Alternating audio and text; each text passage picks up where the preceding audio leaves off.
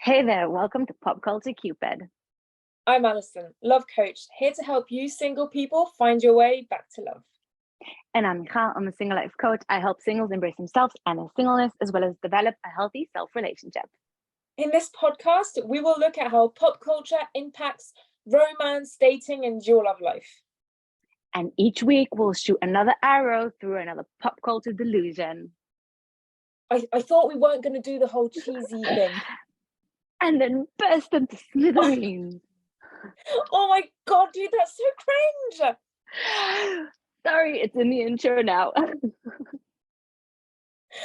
If you make it through the chaos and you enjoy what you hear, please leave a comment, like, subscribe, and go to all the social media. At Pop Culture Cupid on TikTok, Instagram, and YouTube. Enjoy! Recording in progress. Hello. It's been a hot minute with capital letters. It has. It's been a long while. Because not for you guys, for us. Yeah, exactly. We just, because the way we do it is that we record a bunch at a time so that we can have a bit of breaks, and then a bunch of stuff has happened on both our ends that kind of we needed a bit of a break. We needed a bit of a creative break because because life happens, and things just and ends in the way. Exactly. It's a bunch of stuff, but I think it's good for us to just have a breather, and because there was a time where I think at the beginning we kind of didn't force ourselves, but there are a few episodes that weren't as natural as other ones, and I think those were the ones where we kind of, okay, we need to record two, and what we're going to talk about, and you just even today we're not too sure where we're going with this, but we've got a bunch of things to talk about. To our credit, we can just put on a mic and earphones and turn on the recording and just talk, and things just flow naturally between us. Exactly.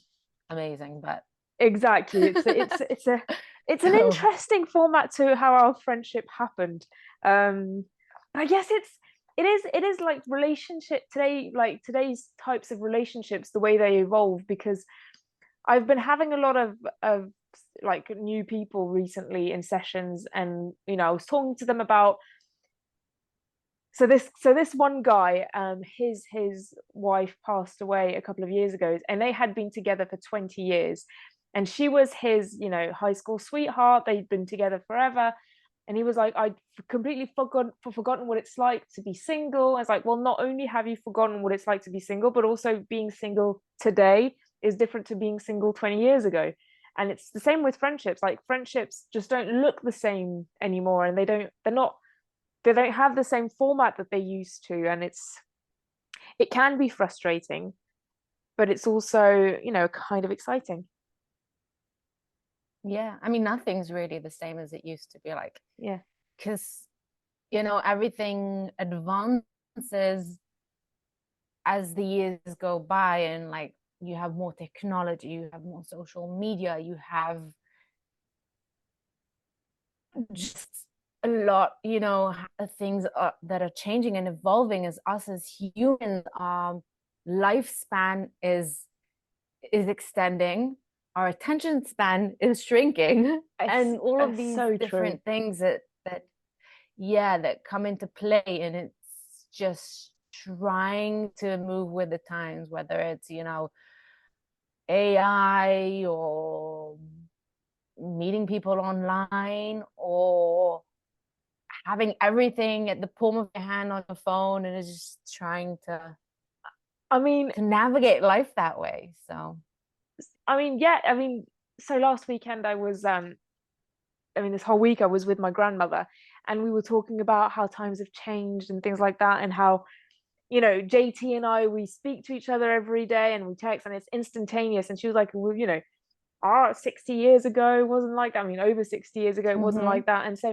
her and my grandfather wrote letters to each other, and he asked I know, and he asked so my great grandmother's permission to court my grandmother, and he asked for her permission for hand in marriage, and it is just completely different, and it's not, I love it, but I'm not envious of it either. It's just a different time. But the way they dated and kind of discovered each other is so completely different to how I've come about dating and discovering other people. And I think nobody, did I just jump forward on the screen or something? Yes, you did. Yeah, You zoomed in, does but that. that's okay. It does that sometimes. Weird. Anyway, it doesn't matter. And yeah, it's so, the times, and this is 60 years ago, so it's not that far ago. It's basically yesterday on the grand scheme of things. Yeah. Times are evolving so fast. I mean, not only do we not write letters these days, we barely even write at all. Like sometimes I find myself, and I love handwritten notes and writing myself down lists and whatever, but when I find that I have to write more than just like a simple list, my hand hurts, and like my handwriting gets all scribbly because I can't be bothered. Like, we used to write so much, and there's just one example out of many, but I wish we would write more letters. Wouldn't that be nice? Yeah. Like these days, we just try to get texts out as fast as possible. We even have voice notes, so you don't even have to type. Sometimes I find myself feeling lazy to type, or I use the voice dictation. So I would like speak it and it writes it out for me. So I guess we're more of a we're more of lazy generations where things are just more accessible, things are faster, easier. There's a bunch of shortcuts we can take, and which I think. No, I was just gonna say that I think it's even more the reason to put in an effort to not take these shortcuts when you don't necessarily have to.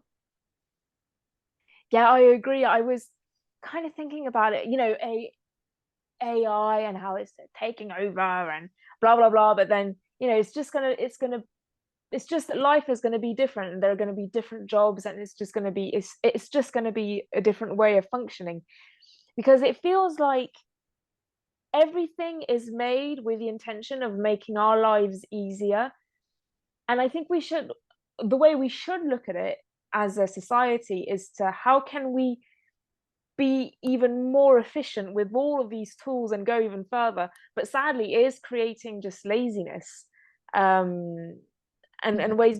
And even for myself, like I think I messaged you about this recently, of just like I find myself just doing nothing and not having the time to do anything, because I just become like swept into swiping or watching TV shows, and you just kind of go into nothingness. And that's how anything happens, of just not doing anything and becoming lazy, where it should be an opportunity to do even more. But it's just not it's not what's happening.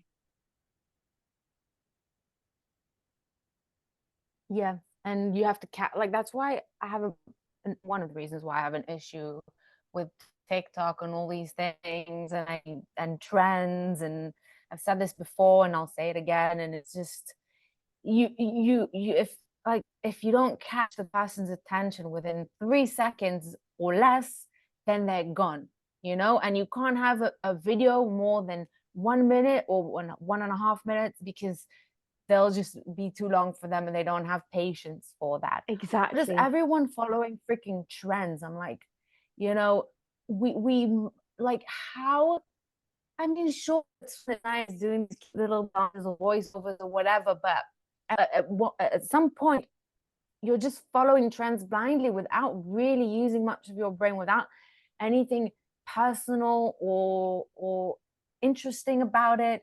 We jump on trends because we want to get likes and follows, and we can't just, like we can't use our own minds and critical thinking. It's trendy, so I'll do it because everyone is. So. Yeah. And one part, I mean, I agree.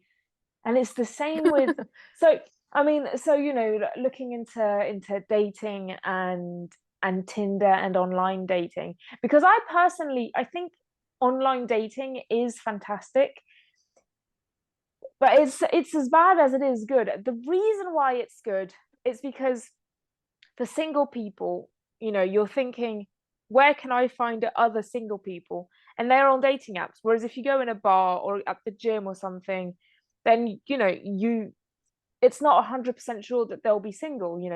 You'll meet people who are married in relationships, not of the right sexual orientation, everything like that. Whereas apps, if everybody were honest, it's just, you're sure to find your demography, your target demography, and that's just, so it makes everything so much easier. But the downfall of that is that there are so many people that people become in this thing. You need to catch people's attention in seconds. You need to have the right picture, the right catchphrase, everything, and you need to have that thing of just pop on screen, and which that you don't have to do in real life. And that is just exhausting. I remember being on dating apps and things, and as a woman it's different because we're more of a rare species on dating apps, women, single straight women. But it is, for guys, it is just something else of just trying to stand out. And then you talk to the men and like, why are we supposed to be standing out? Why do we have to make the effort? It's just, well, that is just the way it is. I agree it's unfair, but sadly it's just the way it is. For one woman on an app, there is like 30 or 40 men. She doesn't need to provide the effort to stand out. She needs to do it in other ways and things like that. But on the app, it's different. And it must be exhausting. I mean, it's exhausting for anyone on these apps, and they can get chaotic and crazy. And I think it sort of gives the illusion of abundance while at the same time making us more picky. And we're like, it's very easy to just scroll away like it is on TikTok and going through. I remember I used to find it like really fun, like right before bed, I would go through like the apps and it would just like go through and whatever, just like another pastime thing that I can do.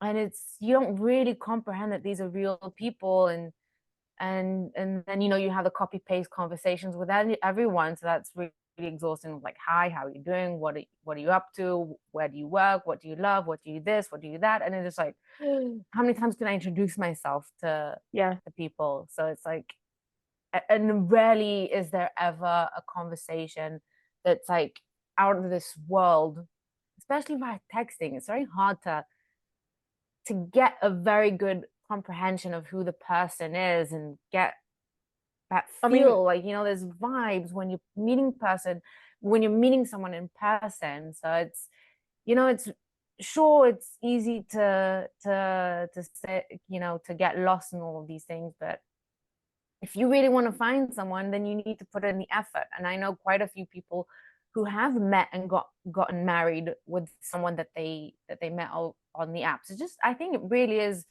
at the end of the day, a matter of wanting to put in the effort and not constantly concerning yourself with what else can you find. Because I think that's something that happens a lot in the dating scene, especially these days.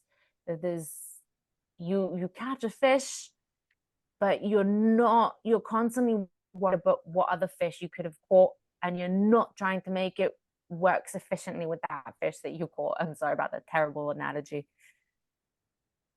Yeah, but I mean, you're right, because you want to, it's growing something. And to come back with my grandparents, like the I was going to say metaphor, but it's not a metaphor, it's the way it happened. They got to know each other. What I was saying at the beginning,